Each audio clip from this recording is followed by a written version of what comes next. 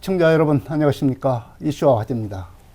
내년 6월 치러지는 내년 지방선거가 1년 앞으로 다가왔습니다. 벌써부터 단체장을 중심으로 선거 입지자들의 발걸음이 빨라지고 있습니다. 익산시장과 군산시장 등 지방선거에 대한 관전 포인트와 전망을 해보겠습니다. 오늘 나와주신 분은 고상진 전북대 겸임교수 그리고 좋은정치심리학 손문선 대표 나오셨습니다. 오늘 여러 가지 말씀 많이 해주시기 바랍니다. 네, 감사합니다. 이제 내년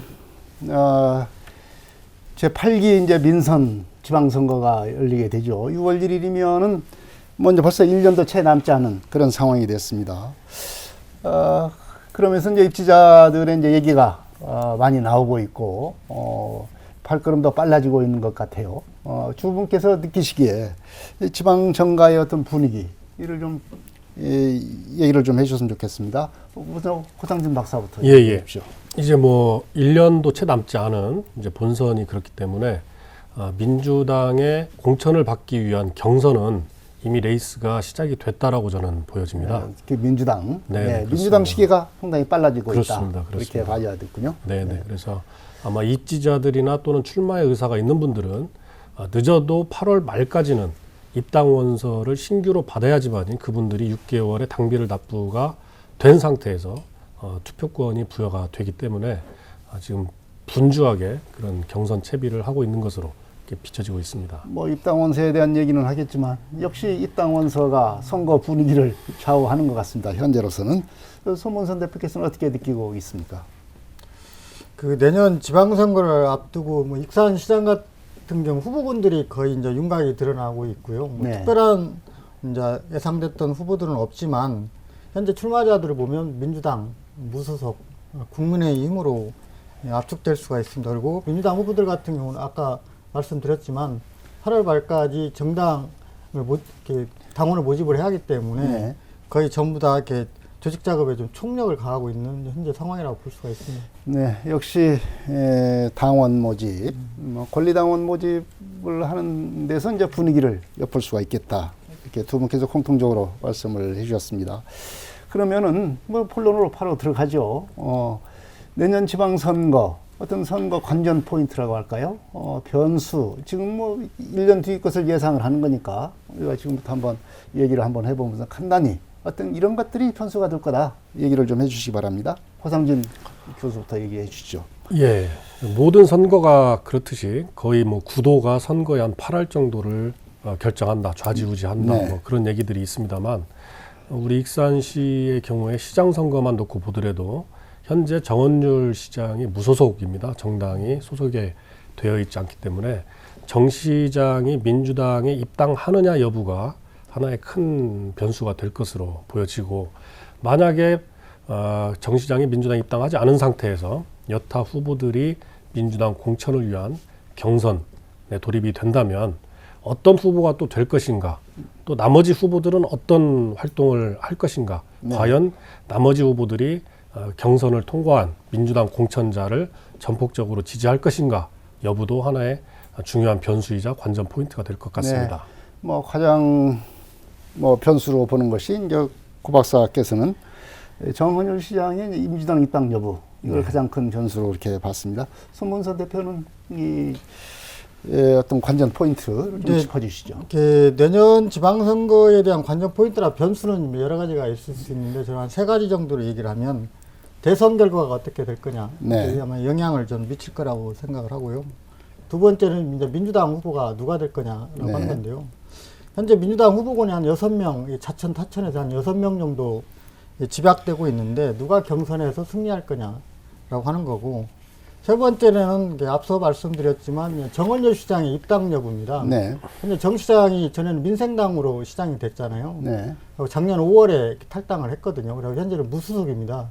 근데 현재 이제 민주당 입당을 계속 두드리고 있는 것 같은데 입당을 할 것이냐 아니면 무소속 출마할 것이냐, 이게 가장 중요한 관전 포인트가 될 것 같다 생각합니다. 네.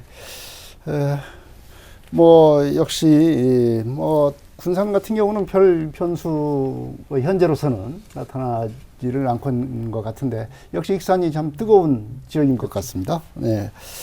이제 우리가 선거 관전 포인트, 뭐 변수 이런 걸 갖다 항상 얘기를 해 보면 이렇게 말하자면 이 선거 공학적, 이 정치 기술적인 얘기를 주로 얘기를 합니다. 그래서 우리가 항상 얘기를 하면서 시민단체나 우리 언론에서도 이제 제발 좀 이런 선거 기술적인 얘기보다는 말하자면 지역 발전이랄지 지역의 의제랄지 이런 정책 중심 그리고 인물 중심으로 좀 얘기를 좀 해보자. 그런데 좀 관심을 가져보자. 이렇게 얘기를 좀 또 그렇게 안 되는 것 같아요.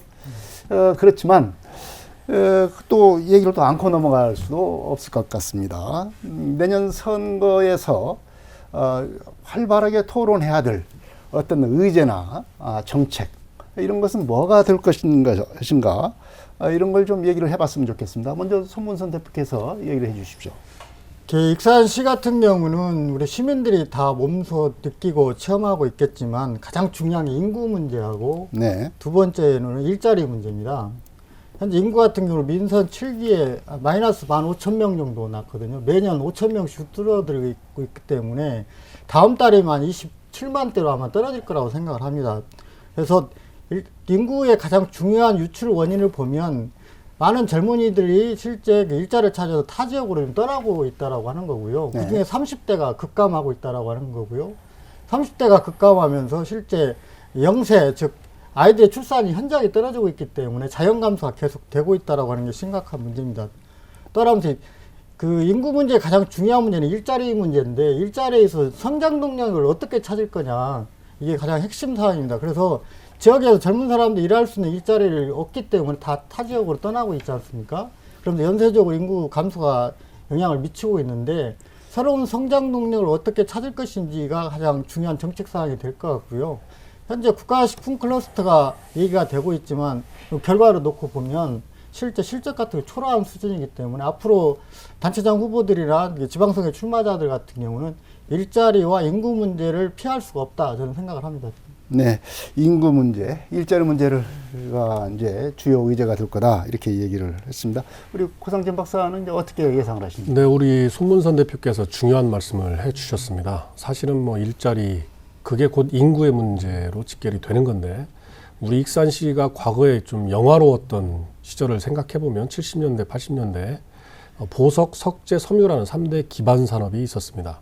하지만 이제 이런 기반 산업이 어떤 시대적 흐름을 따라가지 못하면서 지역적으로 그런 구축됐던 기반 산업이 무너져버린 이후에 새로운 성장 동력을 갖추는데 우리가 한 몇십 년 동안 지금 방황하고 있다 저는 그렇게 보여지고 있는데요.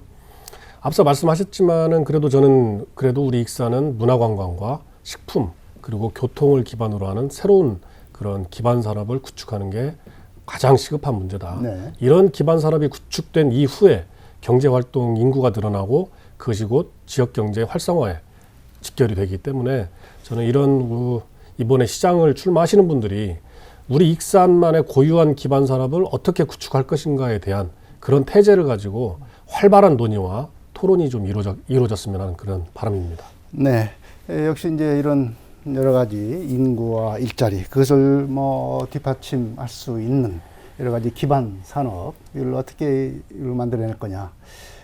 군산은 생각을 해보면은 그래도 새만금과 여러 가지 성장 어떤 산업 이런 것들이 틀이 갖춰지고 있는 그런 모양을 보이고 있습니다. 하지만 익산은 아직 그런 면에서는 좀 부족하지 않나. 익산이 더 이런 면에서도 논쟁이 좀 뜨거워질 거다. 이렇게 지금 전망을 하고 있는 것 같습니다. 자, 이제 구체적으로 이제 변수의 주요 변수들 중에서 한 가지씩 좀 얘기를 해보면 좋겠습니다.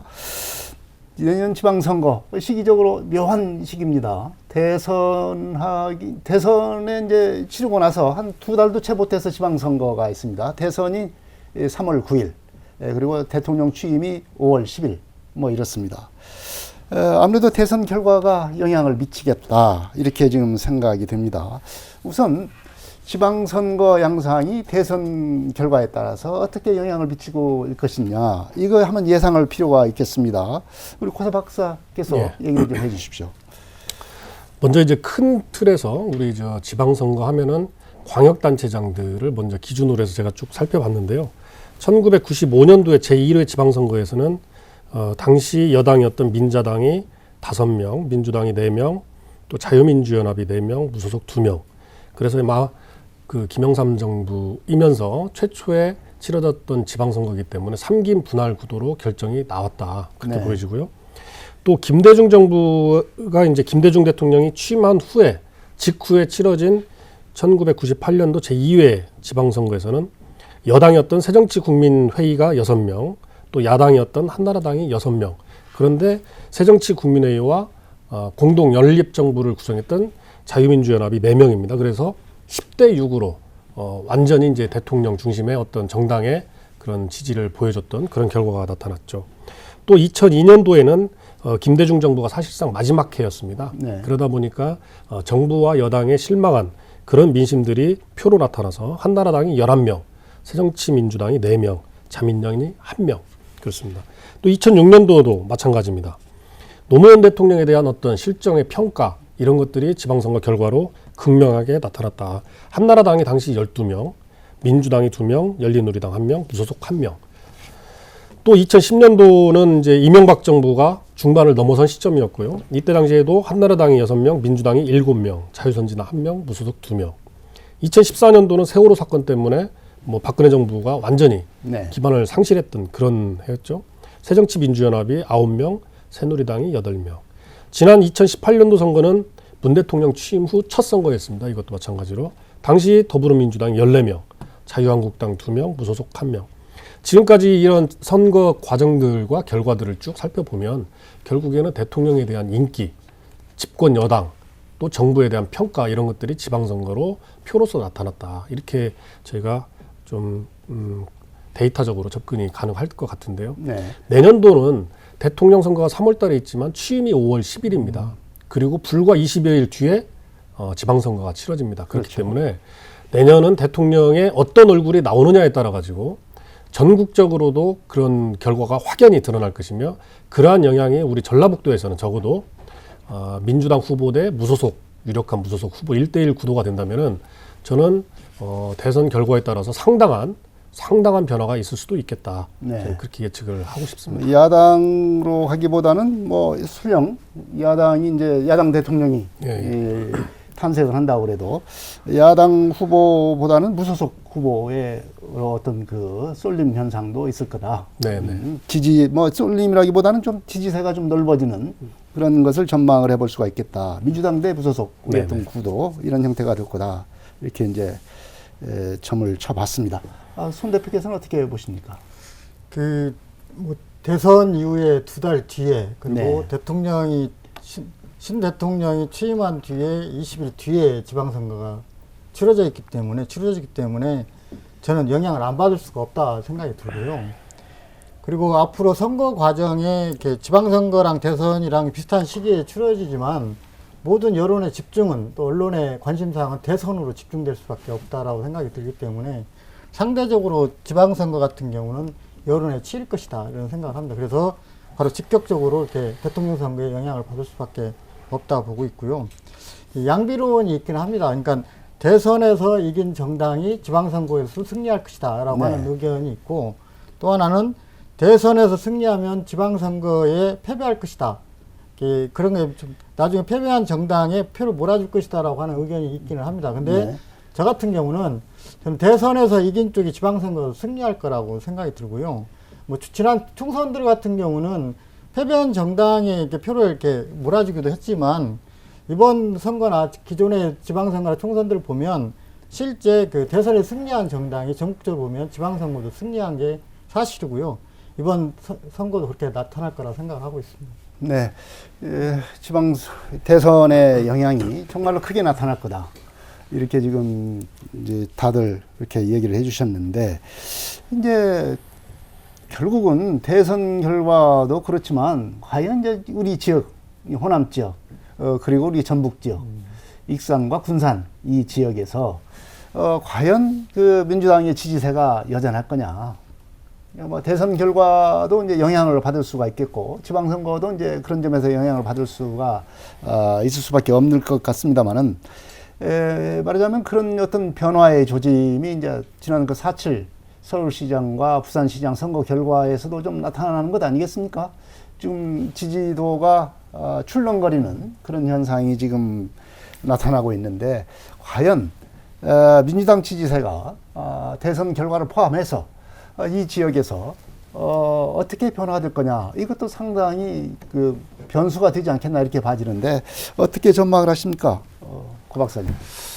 일단은 지난 2016년도 총선 때를 보면 그때 당시에 국민의당이 호남에서 아주 선풍적인 그렇죠. 인기를 얻고 또 그 결과로 귀결이 됐습니다. 민주당이 아마 한 20, 30년 만에 네. 최고의 패배를 당했죠. 그렇습니다. 그렇지만 이제 수도권은 또 민주당이 승리를 했고, 네. 적어도 호남에서만큼은 국민의당에 제1당을 넘겨줬던 그런 사례가 있었습니다만, 항상 우리 호남의 유권자들은 전략적인 선택을 해 오셨습니다. 그래서 지금까지도 뭐 민주당이 물론 잘해서라기보다는 민주당의 어떤 그런 애정어린 그런 회초리 또 많이 보내주시고 하셨지만, 당장 내년에 지방선거 때 민주당 이외에 다른 정당을 선택할 수 있는 대체제는 없습니다. 지금 현재로서는 이제 뭐 제3의 어떤 정당이 나온다라면 모르겠지만, 시기적으로나 물리적으로 시간적으로 그게 쉬워 보이지는 않고, 다만 이제 민주당이 지금처럼 변화와 쇄신을 거부하고 어떤 꼰대 정당으로서의 그런 이미지가 낙인이 된다면은, 저는 어떤 민주당의 공천을 받은 그런 후보보다 인물 본위에 새로운 어떤 유력하고 진정으로 우리 유권자를 섬길 수 있는 그런 어떤 후보가 나온다면, 저는 그쪽으로의 쏠림도 분명히 가능하다라고 저는 볼 수 있습니다. 네, 말하자면 이제 인물이 좋은 무소속 후보에 대한 관심이 좀 있을 수가 있겠다. 네네. 현재 같이 민주당이 어떤 지지도가 좀 떨어질 경우에 예. 이렇게 이제 전망을 해볼 수가 있겠고요. 손문선 대표는 어떻게 보십니까? 현재 전국적인 여론조사를 보면 민주당이 이렇게 국민의힘한테 밀리고 있잖아요. 네. 국민들 여론 같은 경우도 그동안 보여준 모습이나 그다음에 정책들에 대한 실패를 보면서 매우 실망하고 있는 것은 사실이고요. 그래서 전국적으로 여론들이 계속 낮아지고 있는 것은 현재 추세라고 보고 있습니다. 하지만 호남에서의 문제인데요. 호남의 여론조사를 보면 민주당이 아직도 강세입니다. 네. 5월 28일 YTN이 여론 전문기관인 리얼미터에 의뢰해서 조사한 결과를 보면 민주당하고 열민주당 합계가 62%나 되거든요. 열린민주당하고 합해서 민주당이 한 52% 되고요. 열린민주당이 한 10% 정도 지지도를 보이고 있는데, 아직도 엄청난 강세를 보이고 있습니다. 그리고 내년 민주당 대선 후보 중에 2명이 호남 출신이거든요. 네. 전북 출신하고 전남 출신 2명이기 때문에 호남에서는 대선 과정에서 표가 민주당으로 결집될 수밖에 없다라고 생각을 합니다. 그래서 민주당 지지도가 호남에서 쉽게 떨어지기는 어려울 것 같다 생각을 하지만, 앞으로 이제 전국적인 정치 영향이나 민주당이 어떻게 하냐에 따라서 많은 변수가 좀 생길 거라고 생각을 합니다. 또 하나는 현재 민주당 외에 대안정당이 없습니다. 민주당과 경쟁할 만한 특별한 정당이 없기 때문에 나중에 도민들이나 시민들이 어디를 찍어야 하냐 나는 갈등할 수밖에 없기 때문에 민주당을 쉽게 포기하기는 어려울 거라고 생각이 들고요. 기존에 민주당이 실패한 경우는 열린민주당 창당이나 국민의당 창당했을 때는 거기에 많은 표를 이렇게 도민들이나 시민들이 찍어서 민주당이 참패한 경험은 있지만, 그에 대한 특별한 경쟁 정당이 없을 때는 쉽게 투표율은 떨어질 수 있겠지만 민주당 포기는 쉽지는 않을 것이다 생각이 듭니다. 그래서 앞으로 계속 지켜봐야 할 문제라고 보고 있습니다. 역시 이 민주당 강세는 계속 유지가 될 거다, 이렇게 지금 하는데, 이거 한 번 더 생각을 이렇게 가정을 해서 한 번 더 생각을 해볼 필요도 있을 것 같습니다. 대선에 야당 대통령이 탄생을 했다.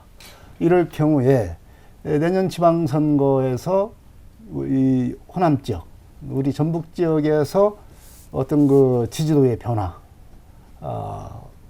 어떻게 이루어질 것인가, 어떻게 예상이 될 것인가, 이것도 좀 한번 좁혀서 생각을 좀 해볼 필요가 있을 것 같아서, 이럴 경우에 어느 정도나 영향을 미칠 수 있을까, 이런 걸 한번 생각을 해볼 필요가 있을 것 같아요, 고 박사님. 내년에 만약에 대선에서 지금의 야당 후보가 특히 지금 꼴통 보수라든지 뭐 이런 부정적, 우리 호남에서 봤을 때 부정적 이미지가 아닌 중도 보수의 이미지를 가진 후보가 대통령이 당선이 된다라고 한다면, 저는 과거에 그런 50% 정도의 무소속 당선 확률이 오히려 더 높아질 수도 있다. 네. 그렇게 보여집니다. 적어도 50대 50의 구도가 그렇습니다. 높다. 우리 예. 도내에서 도내 그렇습니다. 자치장 선거의 어떤 당선권 분포를 볼 때 네. 민주당과 무소속이 50대 50, 야당 대통령 당선은요. 이렇게 좀 생각을 예상을 하고 있고요. 우리 손 대표께서는 어떻게 보십니까? 실제 현재 이제 그 야당이 앞서가고 있죠. 그리고 네. 흥행도 좀 야당을 하고 야당이 좀 일으키고 있지 않습니까? 야당 당대표 선거도 굉장히 주목받고 있고 젊은 후보가 계속 1위를 달리고 있기 때문에 지금 시계는 이제 국민의힘 시계로 좀 계속 돌아가고 있습니다. 민주당 같은 경우는 계속 실정이나 나름대로 기존의 과거에 좀 잘못된 부분에 대해 벗어나지 못하고 있는 속에서 아직도 국민들의 지금 실망이 높은 것 같아서 대선이 어떻게 될지는 모르겠지만 실제 지금 야당이 굉장히 유리한 국면으로 가고 있는 건 사실이라고 생각이 들고요. 그럼 호남에서는 어떻게 할 거냐? 네. 실제 호남에서는 민주당에 대한 실망이라는 걸 하더라도 국민의힘 찍기는 어려울 것이다. 정서상. 네. 또 과거에 지역색도 있고 이념색도 있기 때문에 쉽지만 안 하기 때문에 나름대로의 출마하고자 하는 그런 민주당 외의 후보들은 무소속으로 많은 출마를 할 거라고 생각이 들고요. 저 같은 경우도. 실제 그래서 아마 지역에서는 이제 인물 중심으로 이렇게 민주당과 무소속, 그다음 인물 싸움들이 아마 벌어질 거라고 생각을 해서 네. 지역이 현재 새로운 3지대 정당이 나오지 않는 이상 아마 구도가 저도 민주당과 무소속 후보, 무소속과 다른 후보의 연합 이런 형태로 이루어질 거라고 생각하고 있습니다. 네. 역시 야당 대통령 당선의 경우에는 민주당 대 무소속 후보의 구도가 형성이 될 거다. 이렇게 지금 두 분 다 이렇게 공통적으로 이렇게 보고 있는 것 같습니다. 역시 현재로서는 민주당 후보가 되는 것이 당선의 지름길이다. 이렇게 볼 수밖에 없는 그런 상황 아니겠습니까? 지금 준비하는 뛰는 것도 보면은 바로 이제 민주당 후보로 가기 위한 그런 좀 경쟁이 치열하게 지금 벌어지고 있는데, 먼저, 현재 상태에서의 익산시장 선거의 어떤 구도가 어떻게 형성이 되고 있고 좀 전망을 하고 있는지 좀 살펴봤으면 좋겠습니다. 고상진 박사님, 예, 어떻게 지금 선거 구도 어떻게 예상을 하고 계십니까? 앞서 말씀드린 대로 현재 정원율 시장은 이제 정당에 소속되어 있지 않은 네. 무소속이지만 유력한 후보 중에 한 분이고요. 또 강팔문 새만금공사 사장이라든지 조용식 전 전북경찰청장이라든지 김성중 익산 성장포럼 대표, 또 최영규 도의원, 또 김대중 전 도의원, 또 이명택 시의원, 네. 이런 분들이 지금 아마 시장의 뜻을 두고 시장 출마의 뜻을 두고 있는 걸로 이렇게 하마평에 오르고 있습니다. 하지만 이제 정원율 시장의 민주당 복당 여부, 네. 복당이 될지 아니면 입당이 될지는 잘 모르겠습니다만 그 결과에 따라 가지고 판도가 크게 바뀔 수도 있겠다. 하지만 현재 민주당의 당원 당규에 따르면 탈당 전력이 있는 분에 대해서는 득표율의 25%를 불이익을 주도록 되어 있습니다. 네. 그것은 그런 분은 공천을 배제하겠다라는 그런 뜻으로 읽혀지는데요.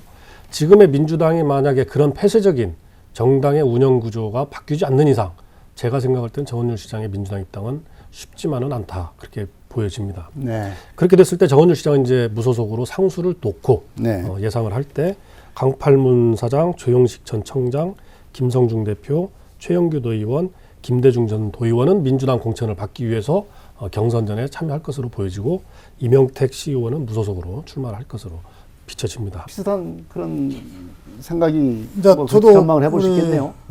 고상진 교수하고 좀 비슷한 생각을 갖고 있는데 현재 시장 후보군을 좀 나눠서 보면 네. 어쨌든 민주당 후보군이 자천 타천 6명 네. 있고 그 다음에 무소속이 현 시장을 포함해서 한 3명. 네. 국민의힘 후보도 1명, 2명 정도 거론이 될 것 같은데 앞으로 구도는 민주당 경선에 참여하는 사람 그리고 전 시장 같은 경우 나온다 보니까 무소속에 출마할 사람 네. 아니면 무소속과 진보정당과 연합하는 사람 그리고 국민의힘 후보 여러 가지 형태로 아마 나타날 것 같고요. 우리가 예상을 할 때 과연 정원율 시장이 민주당의 입당이 가능할 것이냐 못할 거다. 아마 갖가지 추측들을 해볼 수가 있을 것 같아요. 고 박사께서는 입당이 어려울 거다. 이렇게 예. 좀 얘기를 하고 있는데 왜 그렇습니까? 지금 민주당의 이제 정원율 시장을 반드시 필요로 하는 그런 수요적 측면이 크게 어필이 되지 않고 있을 겁니다. 아마 네. 정 시장 입장에서는 민주당에 본인이 꼭 들어가고자 하는 의지와 욕구는 강할지 몰라도 그걸 받아들여야 되는 민주당 입장에서는 정 시장을 받아들임으로써 이탈할 표가 많을 것이냐, 아니면은 그냥 그대로 두고 있을 때 우리가 유지할 수 있는 표가 많을 것이냐, 아니면 받아들여가지고 더 많은 표가 들어올 것이냐, 이런 어떤 여러 가지 셈법이 있기 때문에 쉽게 민주당은 결정을 할 수가 없을 겁니다. 그런 결정을 할 수 없다라는 것은 그냥 지금 상태대로 간다라고 보시는 게 맞을 것 같고요. 저는 정 시장이 민주당 입당하는 거 여부를 떠나가지고 한 3가지 정도 구도를 보는데, 네. 한 가지는 이제 지금처럼 무소속으로 출마를 하게 되고, 나머지 앞서 말씀드린 5명 또는 6명이 치열한 경선전을 통해 가지고 최종 그 경선에 올라가는 3명이 출혈 경쟁을 했을 때 과연 거기에서 낙천한 후보자들 또는 컷오프된 후보자들이 민주당의 옷을 입은 후보자를 전폭적으로 지지할 것이냐, 저는 그렇지 않다라고 보거든요. 아까 말씀하셨지만 정치공학적으로 보는 것은 아닙니다만, 이게 늘상 보면은 어떤 노파심이나 허상은 아니었단 말이죠. 결국에는 역선택을 하게 된다는 거죠. 그것은 뭐냐면 정 시장은 이제 다음해 내년에 성공하게 되면 3선 연임 제한에 걸려서 4년 후에는 이제 못 나오게 됩니다. 하지만 내년에 민주당 공천을 받은 후보자가 새로이 시장에 당선이 되면 최소한 이 사람은 8년을 한다는 말이죠. 네. 그럼 나머지 경선전에 또 민주당 공천을 희망하는 사람들 중에 낙천자들은 8년이라는 시간을 기다려야 되는 겁니다. 그런 현실적인 문제 앞에서 저는 정 시장이 오히려 한 번 더 하는 게 나머지 낙천자들한테 빠른 시간 내에 기회가 온다라는 그런 현실적인 선택을 할 가능성이 크기 때문에, 저는 정 시장 입장에서는 그런 부분을 충분히 선거적으로 선거 어떤 전략적으로 활용을 할 필요가 있겠다, 이렇게 보여지고요. 또 한 가지는 만약에 정 시장이 민주당에 입당을 해가지고 한다는 가정은 뭐냐면 25% 불이익을 받지 않는다는 전제하에 네. 입당을 했을 때, 그러면 정 시장이 원사이드하게 갈 것이냐, 또 이제 이 부분이 문제가 뭐냐면 정 시장이 3선을 해야 된다라는 거에 대한 정치적 비전 또는 그 명분을 네. 시민들께 충분히 호소가 돼야 됩니다. 지금까지 1995년부터 현재까지 민선 7기를 거치는 동안에 3선 익산 시장은 단 한 명도 없었습니다. 그만큼 현직 시장에 대한 피로도가 높기 때문에 정 시장이 내가 왜 3선을 해야 되는지에 대해서 충분한 어필이 이루어지지 않으면 저는 무소속 후보와의 어떤 1대1 구도에서 낙승을 하기는 쉽지 않을 것이다. 그리고 그런 무소속 후보 중에는 유력한 후보가 또 박경철 전 시장도 있단 말이죠. 박 시장은 무소속 후보로서 민주당 공천을 받은 현직 시장을 이겼던 전례가 있기 때문에 그런 어떤 선거적으로 전략적으로 굉장히 유능한 사람들을 만났을 때는 정 시장도 쉽게 승리한다라는 그런 것은 가질 수 없을 것이다. 민주당 후보가 되더라도 쉽지 예. 않은 싸움이 예. 될 거다. 뭐 여러 가지 정치적으로 보면 하여튼 고 박사께서는 좀 정 시장의 민주당 입당이 뭐 여러 가지 수로 봤을 때는 할 수도 있겠지만 기본적으로는 좀 어려울 거다. 손 대표께서는 정은율 시장이 입당이 가능할 것으로 봅니까? 아니면 어려울 것으로 봅니까? 그리고 이 입당이 된다고 했을 때의 어떤 승리 가능성 어떻게 보십니까? 지금 정원율 시장 쪽에서 2가지를 다 준비를 하고 있는 것 같아요. 하나는 복당, 네. 민주당 복당도 준비를 하고 있고, 또 하나는 무소속 출마 부분도 준비를 하고 있는 것 같아요. 그래서 상황을 지켜보고 있는 것 같다고 보고 있고요. 근데 민주당 그 복당이 좀 쉽지가 않지 않습니까? 이렇게 네. 실제 민주당에서 페널티를 받지 않으려면 2가지가 있어야 하는데, 하나는 뭐 인재 영입, 네. 중앙당에서 인재 영입하는 방법하고, 두 번째는 전북 도당에서 상무위원회들이 전원 의결을 해서 나름대로의 페널티를 없애겠다라고 하는 그런 의사를 결정을 한 뒤에 영입하는 이런 케이스만 있어야 나름대로 페널티를 받지를 않거든요. 근데 그러지 않았을 때는 25%를 감수를 해야 합니다. 그리고 네. 다른 후보군들을 보면 민주당 내에서 가산점을 또 받는 분들이 있기 때문에 실제 페널티로 보면 35%가 넘어갈 수가 있거든요. 그래서 굉장히 부담된다라고 하는 거고, 기존 후보들 같은 경우 민주당 경선을 하기 위해서 많은 당원증을 받고 있잖아요. 오래전부터. 그 벽을 뛰어넘을 수 있겠느냐라고 하는 게 좀 어려움이 있을 거라고 생각이 들고, 중앙당 같은 경우도 아마 지방에서도 마찬가지고 반대 세력도 있을 거라고 생각을 합니다. 정 시장 같은 경우 영입을 해서 특별한 당에 도움이 될 거냐, 뭐 매력이 있을 거냐, 여러 가지 판단을 할 거 아닙니까? 그러면 또 이게 상대적으로 경쟁자들 또 반대하려고 하는 그런 여론이 있을 수 있기 때문에 쉽지는 않을 거라고 생각이 드는데 가장 큰 그런 또 변수를 보면 패키지입니다. 패키지. 네. 즉 현재 전라북도 14개 시군 단체장 중에 무소속이 4명입니다. 그리고 앞으로 대선 후보들 같은 경우는 나름대로 이렇게 우군을 많이 확보를 해야 하기 때문에 나름대로 패키지 4명 전부 다 이렇게 패키지로 입당시키는 방법 그것이 좀 최대 변수로 남아있기 때문에 앞으로도 지켜봐야겠지만 실제 민주당 같은 경우 이렇게 입당하는 게 아마 정치장 쪽에서 무척 고민되는 일일 거라고 생각합니다. 네. 이제 정치라고 하는 것이 반드시 어떤 규정, 원칙, 이대로 되는 경우는 없지 않습니까? 특히 대선이라고 하는 큰 이벤트를 앞두고서는 여러 가지 그야말로 우리가 생각할 수 없는 명분, 뭐 논리가 판을 치면서 활개를 치면서 여러 가지 가능성이 뭐 있지 않고 불가능은 없는 것도 이 정치판 아니겠습니까? 이런 어떤 그 정치적인 정치판에서의 어떤 그 불가 예측성, 변화 이런 것에 대한 것을 볼 때는 앞으로의 어떤 그 익산시장 선거에서 지금도 복잡한데 1년 남은 상황에서 복잡한데 앞으로 이런 부분 특히 정 시장의 어떤 그 입지에 어떤 그 변화 가능성이 있다고 어떤 변화 가능성이 있다고 볼 수가 있겠습니까? 전라북도에서 보면 익산시장 선거가 가장 관심 사항이죠. 네. 타 지역 같은 경우는 특별한 많은 변수가 없기 때문에 익산이 특별하다고 보고 있고요. 근데 저는 이제 대선을 좀 봐야 한다고 생각을 합니다. 그러니까 민주당 후보군에서 대선 후보군이 여러 분 나와 있잖아요. 호남에서 2분이나 계시는데 이분들의 지역 지지도의 역학관계를 좀 분석할 필요가 있다고 생각을 합니다.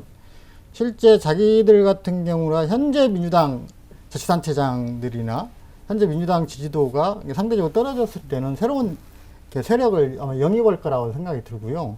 그래서 아마 대선 후보 중에서 특별한 이해관계가 있는 분들 같은 경우는 현재 무소속 호남 자치단체장 중에서 무소속으로 있는 후보들을 대거 영입하려고 하는 복당시켜가지고 영입하려고 하는 노력도 할 것이라고 보고 있습니다. 그래서 아마 대선판을 유리하게 앞으로 지역에서 끌고 가려고 하는 그런 욕구도 있기 때문에 그 판과의 그런 이해관계가 결합되면 쉽게 입당도 가능할 거라고 생각이 들고요. 뭐 지금까지 민주당 경선 과정을 봤지만 예상이나 예측할 수 없는 그런 결과들이 많이 나왔잖아요. 네. 그리고 인재 영입도 하도 쉽게 하다 보니까 실제 그 앞으로 우리가 그 규정대로나 절차대로 예상대로 안 되는 경우가 너무 많아서 앞으로 지켜봐야 할 거라고 생각을 합니다. 네. 뭐 군산 익산시장 얘기를 너무 많이 한 것 같습니다. 뜨겁고 1년 앞에서부터 이렇게 뜨거운 선거는 좀 드문 것 같습니다. 군산도 한번 살펴봐야 될 것 같아요. 현재 뭐 군산은 좀 익산에 비해서는 상당히 조용한 편입니다. 군산시장 어떤 구도와 변수를 어떻게 보시는지 이를 좀 먼저 들어보겠습니다. 고 박사님 어떻게 보고 있습니까? 예, 뭐 현재 강임준 시장이 이제 가장 그 유력한 그런 네. 이제 그 차기 후보군이 될 것 같고요. 그 뒤에 이제 지난번에 민주당 경선에 참여하셨던 문택규 전 선관위 국장이라든지 또 박재만 전 도의원이라든지 이런 분들이 아마 적어도 지금까지 나타난 분들 중에서는 한 3분 정도가 민주당 경선에 참여할 것으로 이렇게 비춰집니다. 하지만 이제 군산이라는 데도 항상 어떤 선택의 결과가 굉장히 의외성이 많이 나타나는 도시입니다. 굉장히 역동적이고 네. 그리고 그 자기 의사 표출이 굉장히 뚜렷한 그런 도시이기 때문에 민주당 공천을 받았다라고 그래서 그냥 뭐 쉽게 승리를 예측할 수 있는 그런 상황은 아닌 것으로 비춰지고요. 그 중에서 이제 또 무소속으로는 지난번에 한 3번 정도 본선에 출마를 하셨던 서동석 한양대 대우 교수의 네. 경우에는 매번 출마하셨을 때마다 민주당 공천자를 위협적으로 그렇게 같이 대립각을 세웠던 고정 지지율이 있는 고정 편이- 지지율이 있습니다. 네. 예. 그래서 만약에 내년 대선에 민주당이 정권을 빼앗기고 어떤 중도 보수의 이미지를 가진 대통령이 당선이 돼서 취임을 한다라고 본다면 마찬가지로 연장선에서 민주당 후보와 그 무소속 후보 간의 1대1 구도가 형성이 된다면 저는 군산도 상황을 쉽게 예측하지 못할 그런 접전이 펼쳐지리라 그렇게 예상이 됩니다. 네, 역시 대선 결과가 중요한 어떤 영향력을 미칠 것이다. 손 대표께서는 군산 선거판 어떻게 보고 계십니까? 저는 군산도 구도는 익산과 좀 비슷할 거라고 보고 있습니다. 민주당 네. 후보군, 그 다음에 무소속 후보군, 그 다음에 국민의힘 3파전이 예상이 되고요. 민주당 후보원 같은 경우는 아까 우리 고상준 교수가 얘기했듯이 3명이 출마가 거론되고 있고, 박재만 저 도의원은 이제 전에 경선에 참여했는데 앞으로도 계속 나올 건지는 두고 봐야 할 것 같습니다. 무소속 같은 경우는 이제 아까 서동석 전 시의원 네. 계속 출마를 여러 번 했었죠. 그리고 국민의힘 같은 경우는 이근열 당협위원장이 좀 거론이 되고 있는 것 같습니다. 근데 변수는 김관영 전 국회의원의 입당 여부입니다. 네. 복당을 할 것인지 말 것인지. 현재 복당 노력은 하고 있다라고 얘기를 해요. 그래서 여러 서울에서나 그다음에 군산에도 여러 활동을 하고 있는 게 포착이 되고 있고, 그 지역에서도 다양한 활동을 하고 있는 게 회자되고 있습니다. 그래서 김관영 전 의원이 민주당이 복당을 하게 되면 민주당의 그 경선 구도가 많이 바뀔 거라고 생각을 합니다. 이렇게 현 국회의원과 현 시장과의 유대 관계가 좀 높지 않습니까? 그러면 다른 후보와 김관영 후보 전 의원과의 그런 연대설들이 솔솔 나오고 있기 때문에 군산 같은 경우는 여기는 가장 큰 변수는 김관영 전 의원의 복당, 민주당 복당이 될 것 같습니다. 네, 김관영 전 의원이 변수가 될 거다. 뭐 새로운 또 관측이 될 것 같습니다. 네. 만약에 김관영 의원이 복당이 이루어지지 않는다면 네. 이제 본인의 의사에 의하든지 아니면은 뭐 다른 여건이나 환경에 의해서 복당이 이루어지지 않으면 오히려 신영대 현 의원과 김관영 전 의원 간의 대리전 양상이 또 있을 수도 있습니다. 네. 그런 구도가 형성이 그렇죠. 되면 이제 대리전이 정말로 되죠. 그러면 네. 그러면은 정말로 예측 불가한 그런 상황까지 갈 것 같습니다. 역시 전 의원, 현 의원 간의 어떤 대리전 구도, 네. 이것도 좀 눈여겨봐야 될 네. 관전 포인트가 아닌가 이렇게 생각이 듭니다.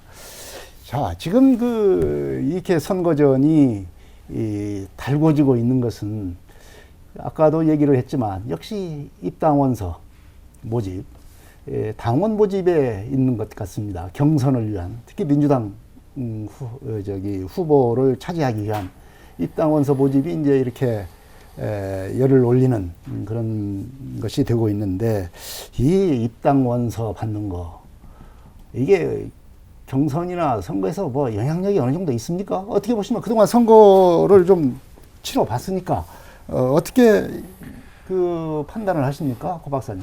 저는 크게 두 가지 관점에서 이 사안을 봤으면 좋겠습니다. 지금 국민의힘이 이준석 돌풍이 불고 있지 않습니까? 네. 그것은 뭐냐면 이준석 돌풍 이전에 4월 7일 재보궐선거에서 오세훈 박형준이 이겼단 말이죠. 오세훈 박형준이 이긴 건 뭐냐면 민주당이 싫어서 이 사람들이 이긴 겁니다. 네. 이 사람들이 좋아서 이겼다라기보다는 대체적인 평이 그렇습니다만, 그럼 현재 국민의힘에서 이준석이 돌풍을 일으키는 건 뭐냐면 기존의 정치인들에 대한, 중진에 대한, 이 사람들이 싫기 때문에 이준석이 좋다는 얘기거든요. 네. 이준석을 선택한다는 얘기거든요. 그만큼 구태라든지 기존의 정치 행태라든지 구습이라든지 이런 것들을 과감하게 단절할 필요가 있겠다. 이게 이제 민주당이 체질적으로 쇄신하는 그런 방법일 텐데, 아직 민주당이 그런 어떤 제도적으로 구조적으로 그렇게 바뀔 의사가 있는 것 같지는 않습니다만, 중요한 거는 이제 두 번째는 뭐냐면 우리 익산 시민들이 그동안, 익산 시민을 비롯해서 우리 호남 유권자들이 그동안 입당원서에 대한 피로도가 굉장히 높습니다. 네. 그리고 누구나 한 번쯤은 입당원서를 써줘 봤을 것입니다. 네. 사회생활 하시는 분들이. 그래서 입당원서를 써주는 거에 대한 이미지도 매우 안 좋을 뿐더러 내가 입당원서를 써줬다고 그래서 이거를 받아간 사람을 지지한다라고 생각하는 것은 큰 오산이다. 네. 그래서 여러 사회 관계 속에서 어떤 피할 수 없기 때문에 그냥 입당원서를 하나 써줄 수는 있겠지만, 이 사람이 굳이 써줬다라고 해서 그 사람을 지지한다라고 하는 그런 공식은 절대 성립되지 않습니다. 그러니까 저는 입당원서를 조직적으로 받는 것보다 더 중요한 게 익산을 어떻게 변화하고 어떻게 발전시킬 것인지에 대한 고민과 노력을 해서 익산 시민들로부터 저 친구가 참 새롭고 참신한 생각을 많이 가지고 있어, 저 친구 한번 시켜보면 뭔가 할 것 같아, 이런 생각을 스스로가 자아낼 수 있도록 그렇게 이미지를 만들어가는 게, 오히려 그런 여론을 형성해 나가는 게, 저는 기존에 입당원서 열심히 써주고 받았던 사람들의 표를 뺏어오는 거다, 저는 그렇게 생각을 합니다. 네, 역시 이제 원론적인 말씀을 해주셨는데, 그래도 당원 확보 노력, 이 입당원서 모집하는 노력은 그치지를 않고 있습니다. 그렇죠. 손 대표님, 이 입당원서 받으면 말하자면 지지도에 어느 정도 그래도 플러스가 되니까 하는 것 아니겠습니까? 그렇죠. 유리하니까 받는 거고요. 네. 또 민주당 공천이 경선 통과가 당선이라고 하는 이 비례등식에 대해서 다 동의하는 경우가 많기 때문에 그것도 유리하기 때문에 전부 다 그 민주당 경선에 승리하고자 하는 게 총력을 가하고 있잖아요. 좀 민주당 경선 방식을 좀 바꿨으면 좋겠어요. 지역에 너무 갈등도 심하고 뭐 당원 입당시키려면 어쨌든 조직력도 많아야 되고 비용도 많이 들어가잖아요. 그래서 이런 지역 갈등이나 고비용 선거 구조를 좀 바꾸고 차라리 아까 말씀드렸던 정책이나 비전 이런 거를 TV 토론에도 다양한 이렇게 오프라인이나 온라인 토론을 통해서 시민 여론조사를 하든지 아니면 뭐 여러 가지 방식으로 이렇게 선거 경선 방식을 좀 바꿨으면 좋겠다. 그래서 너무 폐단이 많고 실제 그 정책이나 비전은 실종되고 전부 다 입당원서 반이라고 다들 네. 그 시간에 좀 연구하고 고민하고 시민들하고 대화를 해야 하는데 전부 다 입당원서 반이라고 혈안이 돼 있잖아요. 그래서 지역에 대한 책임은 좀 실종되는 게 있다라고 보고 있고 이거는 좀 바꿨으면 좋겠다 이런 생각을 합니다. 그리고 입당원서 중심의 경선 방식을 하다 보니까 정말 능력이 있고 뭐 깨끗하고 뭔가 이렇게 지역에 대해 좋은 비전을 갖고 있는 후보들이 들어올 수가 없어요. 네. 근데 그런 후보들을 보면 조직도 약하고 나름대로의 경제적 여건도 취약하고 그러기 때문에 쉽게 인물이 들어오기 어렵다. 그래서 지역에서 정치적 인물을 키우는데도 많은 한계가 있기 때문에 좀 극복될 필요가 있다고 생각을 합니다. 여러 가지 그런 부작용이 네. 많다라는 거잖아요. 그래서 어쨌든 권리당원 50%, 그 다음에 선거인단, 시민선거인단 50%를 해서 이렇게 경선을 통과시키지 않습니까? 그러다 보니 50점을 전부 다 권리당원에서 차지하고 있기 때문에 어쨌든 후보군들 같은 경우는 현 제도상에서는 어쨌든 많은 수의 당원을 모집하는 게 선거에 가장 승리하는 방식이기 때문에 여기에 모든 걸 총 집중할 수밖에 없는 게 저는 현실이라고 생각이 들고요. 그리고 8월 말까지 받아야 하잖아요. 네. 1년 전에 받고 그 가입한 뒤에 6개월 동안 당비를 납부해야 하기 때문에 지금 아마 최대 시즌이 아닌가 저는 생각을 합니다. 그래서 호남에 대해서 민주당이 좀 책임 정치를 한다라면 이런 좀 폐단을 극복하고 막 지역 발전, 인물 중심으로 변화될 수 있도록 좀 경선 방식을 좀 바꿔줬으면 좋겠어요. 네, 경선 방식을 그런데 경선 방식을 바꾼다고 그래도 역시 정당이라고 하는 것은 당원들이 선택하는 구조가 바람직한 거 아닙니까? 원리적으로는 정당 정치의 원리적으로 보면. 그래 이제 보면 오픈 프라이머리라고 국민 경선도 많이 했고요. 네. 그리고 여러 가지 TV 토론에도 오프라인, 온라인 토론을 해서 거기에 뭐 선거인단을 어느 정도 모집해서 이렇게 거기에 그 투표를 하는 방식이 여러 가지 방식도 할 수도 있고. 뭐 이른바 뭐 수기제, 네. 수기 배시 문제. 그래서 수기제 뭐 배시 점수도 문제 여러 가지 이런 거 방식으로 뭐 비중을 좀 나누는 것도 좋을 것 같아요. 한쪽으로 편중되지 않고 뭐 여론조사 몇 점, 뭐 그다음에 시민 선거인단 몇 점 이런 식으로 해서 이 말하자면 이 당원 모집의 어떤 폐단, 부작용이라고 한다고 하면 역시 이제 그동안 우리가 선거하면 부정적이었던 조직 선거, 또 돈 중심 선거를 좀 조장하는 그런 폐단이 가장 큰 거 아닙니까? 네. 쉽게 끼어들기 어렵습니다. 네, 정치 신인들의 그러다 보니까 정치 신인들의 어떤 영입 이런 것도 참여 진입 자체를 장벽을 쌓는 그런 구실을 하고 있다는 그런 부작용도 있습니다. 참 익산과 군산시장 선거에서 이제 우리가 민주당을 중심으로 얘기를 좀 해봤는데 그래도 국민의힘과 무소속 후보 그리고 진보 정당의 어떤 입지자들도 있지 않겠습니까? 이것도 좀 소개를 해줘야 될 것 같습니다. 그 국민의힘에서는 아직 뭐 익산시장의 어떤 입지를 하신 분이 뚜렷이 이렇게 드러나지는 않고 있습니다만 그래도 누군가는 뭐 나오시지 않을까. 예를 들어 뭐 임석삼 전 위원장이라든지 네. 이런 분들이 이제 꾸준하게 하마평에 오르고는 있습니다. 그리고 이제 진보 정당에서는 뭐 아직 그 구체적으로 누구라고 말씀드릴 수는 없겠습니다만 본인의 의사를 구체적으로 이렇게 출마 의사를 피력한 분은 글쎄 저는 아직은 잘 접해보지를 못했고 다만 이명택 시의원 같은 경우에는 뭐 진보성을 지니고는 있지만 특정 정당에 소속되어 있지는 않은 걸로 그렇게 알려져 있기 때문에 아마 만약에 출마를 하신다면 무소속으로 출마를 하시지 네. 않을까 그렇게 예상이 됩니다. 진보정당도 뭐 지난 선거에서도 출마했던 분들을 예. 중심으로 해서 좀 그분들이 나오지 않을까 예. 이렇게 좀 예측은 하고 있는 것 같습니다. 손 대표께서는 지금 이 진보정당 국민의힘 입지자들 어떤 분들을 좀 듣고 있습니까? 지금 국민의힘 후보는 이제 언론이나 이렇게 어쨌든 회자되는 분들을 보면 뭐 김민서 전 시의원 얘기도 나오고 있고, 그다음에 네. 임석삼 뭐 당협위원장 얘기도 나오고 있습니다. 그리고 무소속에서는 현 시의원이 이명택 시의원, 네. 시민단체 출신이죠. 그리고 전 박경철 시장 이렇게 얘기가 되고 있고, 그래서 이 후보들하고 아마 민주당 경선을 통과한 이렇게 후보들하고 그 경선 앞으로 이렇게 본선에서 게임을 해야 할 것 같고요. 그리고 이제 여기에 이제 정은유 시장이 이제 끼어 들어가겠죠. 그리고 정의당, 진보당 같은 경우는 지방의원, 뭐 기초의원들은 선거에 출마하는 후보들이 있습니다. 현역 의원들이 있기 때문에 당연히 좀 출마할 것 같고요. 근데 단체장 후보는 이제 눈에 보이지는 않고 있습니다. 그래서 아마 진보당, 정의당 같은 경우도 비례투표가 있기 때문에 아마 많은 출마를 할 거라고 생각이 들고요. 진보 진영 같은 경우는 자체 정의당이나 진보정당은 자체 힘으로 뭔가 이렇게 유의미한 결과를 도출하기가 어렵지 않습니까? 그러면 아마 선거 연합도 아마 고려할 거라고 생각을 하고 있습니다. 그래서 그 진보 진영이라고 하는 진보 진영, 진보 정당과 그다음에 시민사회나 다양한 그 진보 개혁 세력 중심으로 해서 민주당과의 그런 경선 구도, 게임 구도를 아마 만들기 위해서 그런 노력, 선거 연합 노력도 아마 할 거라고 생각이 들고요. 앞으로 이렇게 어쨌든 다음 지방선거에서 시장선거 같은 경우는 좀 다양하게 아마 출마를 할 것이다. 근데 구도는 이렇게 그 민주당 후보와 그 다음에 무소속 후보의 그런 싸움으로 될 것 같고요. 무소속 후보에서도 뭐 현 시장이 무소속 남다면 그 현 시장, 그 다음에 전 시장, 그리고 무소속 후보군의 진보정당과 연합, 이런 형태 다양하게 나타날 수도 있다. 저는 보고 있습니다. 네.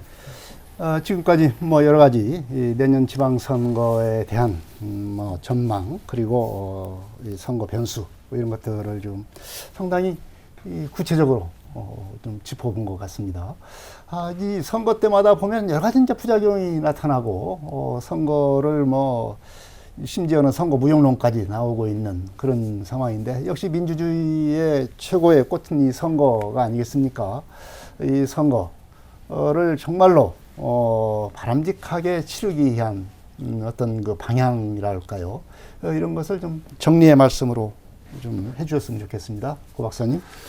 사실 우리 호남 유권자들은 그동안 민주당에 대한 어떤 애정, 또 사랑, 지지, 성원, 후원 이런 것들을 굉장히 전폭적으로 표출을 해 오셨다라고 이렇게 보여집니다. 사실 이게 이제 감성적으로 접근했다라고 저는 평가를 하고 싶은데요. 하지만 그 결과를 놓고 본다면 지금 우리 전라북도를 비롯한 호남, 특히 전라북도는 한국은행 전북본부가 발표를 했지 않습니까? 전국에서 모든 경제 지표에서 꼴등입니다.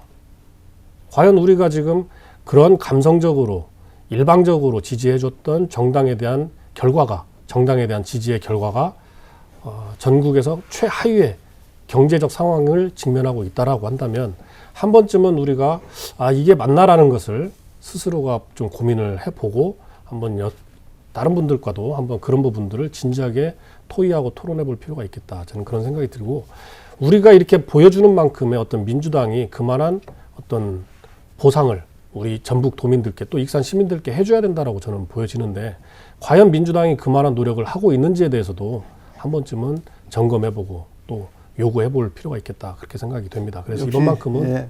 어떤 감성에 호소한다라기보다 왜 우리가 앞서도 말씀드렸듯이 전라북도의 어떤 인구가 갈수록 줄어들고 그 경제 상황이 위축되는 이 상황에서 우리가 왜 계속해서 민주당에 대한 애정을 일방적으로만 보내줘야 되는지에 대해서 스스로가 조금 한번 되돌아볼 필요가 있지 않겠나. 저는 이번 선거에서 좀 그런 부분들이 약간의 이성적인 판단도 필요할 것 같다라는 생각이 듭니다. 네. 뭐 정당 위주의 어떤 지지 성향보다는 인물과 정책을 좀 생각을 해봤으면 좋겠다. 이런 말씀을 해주셨는데 손 대표님 정리 말씀해 주시죠. 이제 전라북도 선거도 좀 실리 중심으로 갔으면 좋겠어요. 근데 이제는 지역색도 다 끝나가는 거고, 그 다음에 이념 시대도 끝났지 않습니까? 요즘 보면 세대적 돌풍도 많고, 세대적 갈등 문제나, 그 다음 뭐 양극화나 경제적 침체 문제, 이런 것들이 풀이할 숙제들이 굉장히 많은 시기인데, 앞으로도 그런 그 일방적인 지역 중심으로 정치 구도를 가지고는 해결할 수가 없다라고 하는 게 제 생각입니다. 그리고 전라북도 같은 경우도 180만이 무너졌잖아요. 젊은 사람들 다 타지로 가요. 일자리 때문에. 도내에서 취업할 데가 없다 보니까 이런 굉장히 어려운 상황이지 않습니까? 익산 같은 경우도 이제 27만이 돼요. 다음 달에만 27만 될 겁니다. 그럼 호남이 3대 도시는 진작에 문화가 적기 때문에 이제 선거 정말 지역을 발전할 수 있고 비전 있는 실리 중심으로 좀 선택을 해야 한다고 생각을 합니다. 지금까지 어쨌든 일방적으로 민주당을 찍어줄 만큼 저는 찍어줬다고 생각이 들고, 이제는 이제 전라북도 자녀들이나 앞으로 미래를 챙겨야 할 시기가 아닌가. 그러려면 인물밖에 없거든요. 그래서 인물 중심으로 가야 한다고 생각이 들고요. 요즘같이 견제와 비판이 사라진 획일화된 정치 구도가 되는 저는 비전이 없다고 생각을 합니다. 그래서 다양한 민주당이든 무소속이든 뭐 다른 정당이든 진보당이든 거기에 좋은 인물이 있으면 도민들이 좀 키워주고 그 지지해주고 이런 노력을 하게 해야 지역에 좀 희망이 보인다고 생각이 들고요. 내년 6월이면 이제 4년을 지역을 위해서 일할 사람을 뽑는 거잖아요. 굉장히 중요한 시점이 돌아왔습니다. 그래서 전북 지역 우리 도민들이나 우리 익산 지역 시민들이 정치적 대혁신과 좀 변화를 좀 일으켰으면 좋겠다는 게 제 꿈이고 생각입니다. 역시 국가적으로나 지역적으로나 시대적 과제가 많은 시대 아닙니까? 현 시대가. 이런 과제들을 어떻게 해결할 수 있느냐, 해결할 수 있는 능력 있는 사람을 좀 찾아보는 그런 노력이 필요하겠다. 아마 이렇게 요약을 할 수가 있겠습니다. 네, 1년밖에 남지 않은 내년 지방선거에 대한 선거 변수와 전망을 해봤습니다. 정치공학적인 선거를 보는 그런 시각보다는 지역 발전 방안과 그리고 지역 의제를 충분히 토론할 수 있는 그런 선거로 좀 치러졌으면 하는 그런 바람을 갖고 있습니다. 또한 시민 여러분도 지역을 위해서 어떤 후보가 될 것인지, 능력 있는 후보가 누군지 이런 것들을 좀 생각하면서 지켜보는 그런 1년이 됐으면 좋겠다, 이런 생각을 해봅니다. 이슈와 화제 여기서 마치겠습니다. 오늘 두 분 여러 가지 좋은 말씀 감사합니다. 감사합니다. 시청자 여러분 안녕히 계십시오. 다음 이 시간에 또 뵙겠습니다.